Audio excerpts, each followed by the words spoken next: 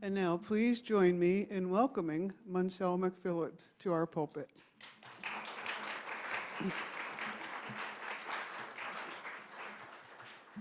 Thank you, Penny. About there?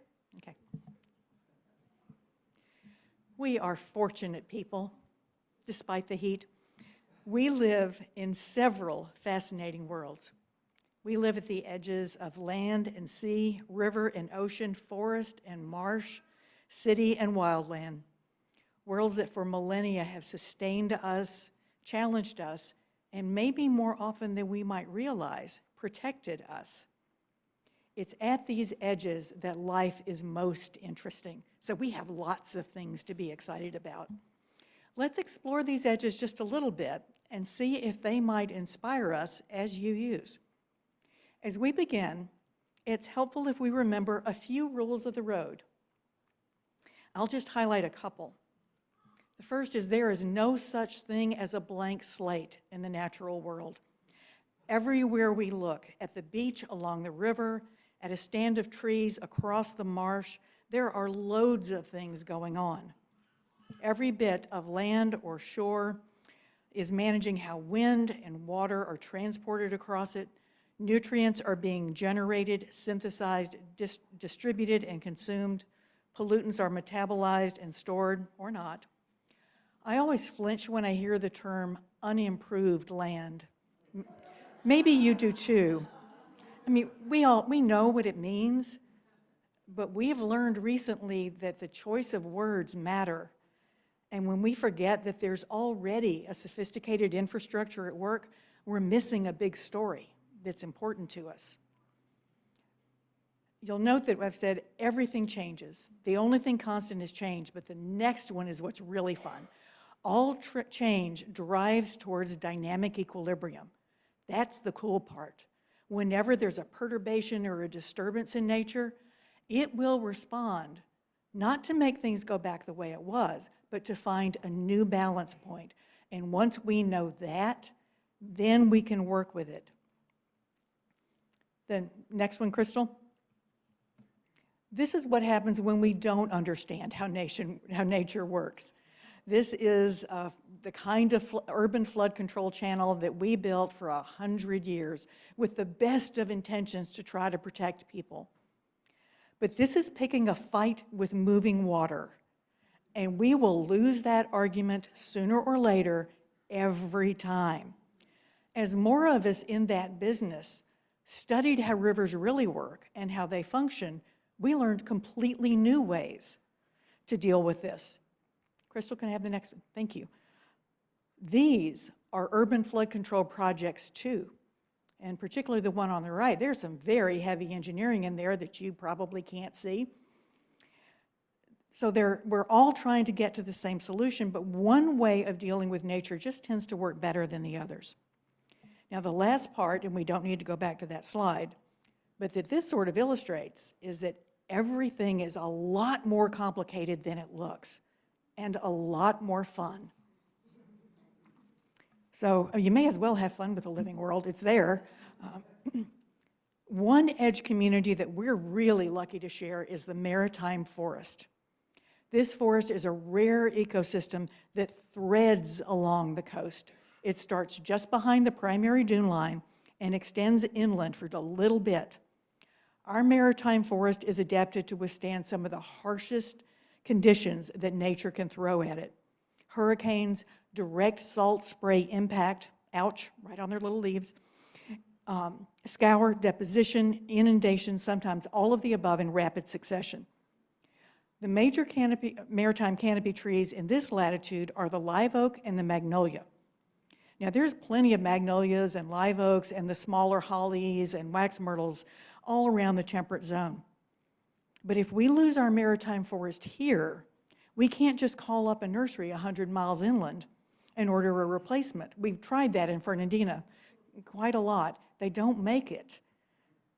We need those maritime trees. We need nurseries derived from those particular trees. After all, they are our first line of defense. Now, two coastal trees stand out as exceptionally well adapted to hurricanes.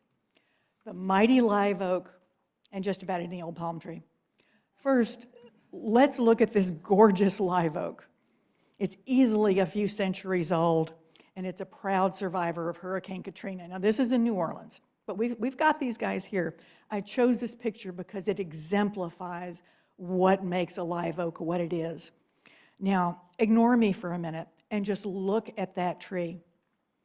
What is it about this tree and its siblings that allows them to survive storm after storm, century after century? Well, live oaks, as it happens, again, feel free to ignore me, they have several survival strategies. The first, their horizontal root spread is enormous. It extends meters beyond their gigantic canopy. Their little leaves are curled. You know those little leaves that just don't compost worth a darn? Yeah. They're curled, and under wind load, they form little cigar shapes, and they let the wind go right through it. And then if you'll look at that, how it holds its branches, it holds them open, so it doesn't present that much wind resistance given the gigantic mass of this tree. And the last big trick, the big deal about the live oak, is look at those giant branches that are low to the ground. Live oaks move their center of mass, the big thing that protects them from toppling, low. They are like this. They're the sumo wrestlers of the plant world. And we should appreciate that, and I will say this right now from a church pulpit. Limbing up a live oak, removing those bottom branches, is an abomination. Let's look at the next good survivor. There's a palm. And palms don't look anything like live oaks. They kind of look like pencils with fringe. But they are champion survivors too. So what's their story? They bank everything on wind resistance, and by that I mean not having it. Their trunk is very thin relative to its height. They put all of their fronds up at the top, but they're weak. So they all line up with the wind and give with it. So these two plants face the same life-threatening challenge in the same place at the same time, and they solve the problem in totally different ways. And they're both right. Maybe we could learn something from that. Maybe. Now, the strength of any forest lies in its diversity. And that's not just a buzzword. This is real life. The big canopy trees in the forest, they have the charisma. They're worthy of the t-shirt. They get all the publicity. But big trees do not make a forest. Not by themselves. A healthy forest has layers. We need a ground cover, a shrub layer, understory trees, finally the canopy, and maybe the pièce de résistance that you just saw a minute ago is the mycorrhizal layer beneath it. Every member of every layer has its own distinct survival strategy. Every plant contributes to the others, and we'll get into that in a minute, and only as a whole is the forest truly resilient. Interdependence is another buzzword right now for you to use. Now, it's a fine value, but interdependence does not mean conformity. It can't and still work. Different members of the forest don't behave the same way, and they certainly don't fulfill the same roles. We tend to think of members of a forest as being in relentless competition. That's sort of the mindset that I was raised with. Most commercial foresters certainly manage their tree farms that way, as Jeff described a couple of weeks ago. Perfectly straight lines, everything cleared out away from them. But the competition story is only partly true. The reality is more interesting, more complicated, and more nuanced. For example, the scrubby little wax myrtle, guy's about this big, they're not majestic, they don't tower over anybody, but they're one of the few trees in the forest that can take atmospheric nitrogen and through the bacteria that populate their root nodules, convert that nitrogen into the compounds that all of the other plants in the forest need. They make enough food to share with their neighbors. In our poor sandy soils, wax myrtles feed the forest. Now, they're not the only cooperative members. Forestry researcher Suzanne Simard demonstrated that trees share sugars, that's the product of their photosynthesis, with other species, not just members of their family, so to speak. Now, I first encountered this information a few years ago, and in my defense, it was presented in very flowery, sappy, pardon the pun, kinds of language, and my initial thought was, oh, please, this isn't Lord of the Rings. They're not Ents, the fictional guardians of the forest. Well, I'm completely wrong on that point. As it turns out, the story isn't just that trees compete for sunlight. Dr. Simard, in a beautiful series of experiments, gorgeously designed, studied birches grown in full sunlight, photosynthesizing like crazy, and she shaded a bunch of fir trees. I mean, almost completely blocked their ability to make sugar. And she labeled them both with traceable carbon isotopes.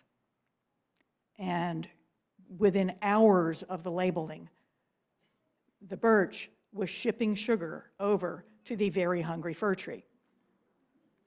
Yeah, so trees do compete for sunlight, but the winners of the sun race share their photosynthetic boundary with their shaded neighbors. It seems like there's a strong evolutionary advantage to cooperation and collaboration. And when you think about it, that makes sense. A weaker plant is much more likely to succumb to disease or insect infestation. So the smart move, from purely a survival perspective, is for those members of the community with the most abundant resources to share them broadly, to prevent trouble from getting a foothold. And that keeps the whole community strong. There's a thought. Now, I still don't think trees are Ents, but I think they're smarter than some people. Now, let's look a little deeper under the soil. Now, you got 3 or 4 minutes of the magnificent world of mycorrhiza, the fungal network, sometimes called the wood wide web, that makes, I did not make that up. I'd love to claim it, but I didn't. That underground network that makes forest and just a good chunk of life on Earth possible.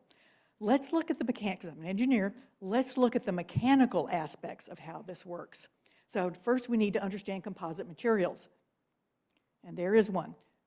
So the formal definition is a composite is a combination of at least 2 materials separated by a distinct interface and which has properties not found in either of the constituent materials. Easiest way to understand that is to think about steel reinforced concrete. It's everywhere around us. It's fundamental to our world. It's in our bridges, our buildings, our roads, and the idea is that steel and concrete have totally different properties, but when you combine them, you get a third material that has the best of both. There we go. Here's another example of that. This is a bridge support right after the World Series earthquake. Do you remember the Loma Prieta earthquake that was so awful? Well, there's an example of what happened. That's a bridge support. Did it fail? Nope. The people driving on that bridge made it safely off. Neither steel nor concrete could have supported the bridge alone. It was the combined properties of both materials that made it work. So what the heck does any of this have to do with forests? Everything. You can think of soil as analogous to concrete. It's very strong in compression. Tree roots are shockingly strong in tension. But when they're bound together with the help of the soil mycorrhiza, which in addition to all the other stuff is also gluey, and it makes that interface nice and tight, you get a whole new material, stronger than any of the others. Now, people in my business have been trying for a long time to calculate precisely how much stronger it gets, because we use this when we're trying to do natural system designs. And I gotta tell you, the math is ugly, really ugly. But a very rough rule of thumb is that soil in a healthy mixed forest is twice as strong as bare soil. And soil that is populated by prairie grasses, dune grasses, thank you, sea oats, or marsh grasses is 4 times as strong. So when we clear out the underbrush from a tree stand, we're not helping it. We're not helping it compete. We've done 4 things. We've removed a source of nutrients. We've disrupted its microbial network that is crucial for its defense. We've allowed storm winds access to the lower trunks and made it easier to topple it. And we've weakened the soil that was stabilizing it. So maybe let's think about that a minute. Now, live oaks are my personal favorite tree on the whole planet, and they're the star of our maritime forest, but there's something striking about all oaks. Do you know what makes oaks special? I didn't until 4 days ago. They're not the biggest, they're not the tallest, the widest, the oldest, or even the strongest trees. Their superpower is that they stubbornly refuse to specialize. Oaks in all their diversity are the dominant trees in the temperate belt of the entire northern hemisphere. There is no other tree that is so abundant in so many places. Now, their deal is they don't respond to stress or environmental change by restricting their habitats. They don't narrow down and get really good at a particular habitat. They're open. They are flexible. So whatever setting you've got, upland, bottomland, swamp, savanna, the habitat, or the city for that matter, hot, cold, wet, dry, whatever, have a habitat, there's an oak for that. They cross-propagate to such a degree that taxonomists aren't sure how many oak species, how many hundreds of oak species there are. I mean, they're awesome. When I first started reading about oaks and their abundance in our hemisphere, in my human-centered mind, I thought their huge range around the world was due to us. I thought we put them where we wanted them. I mean, we did that with apples and peaches and pomegranates. We put things where we want them. Surely that's it. No, I was wrong about that too. It happens that we follow oak forests. It is likely that oak forests predate human populations by eons. In this wonderful book called Oak, the Frame of Civilization, forester William Bryant Logan offered an intriguing premise. He notes that human civilization developed in parallel with our relationship to the oak, specifically that tree. From the dawn of the Holocene epoch, roughly 12,000 years ago, many of our early civilizations were tied to our use of oak in Mesopotamia, Northern Europe, Crimea, Asia, and throughout the indigenous peoples of North America. All of these cultures had intimate relationships with oak, not just for fuel, of course, home building, home goods, eventually shipbuilding, but crucially, food. Yep. Peoples around the hemisphere, our forebears, ate oaks for thousands of years. Or more specifically, they ate the acorns. And before you cringe, because maybe you were a kid and you bit one, once the bitter tannins are washed away, acorn flour is very nutritious. It has more calcium than milk, more iron than spinach. It's easy to process, nutrient dense, abundant, and it stores well, and it travels well. The evidence of acorn processing and cooking far predates that of grain agriculture across dozens of cultures. Now, at this point, I started thinking, this is not the story that I was raised on.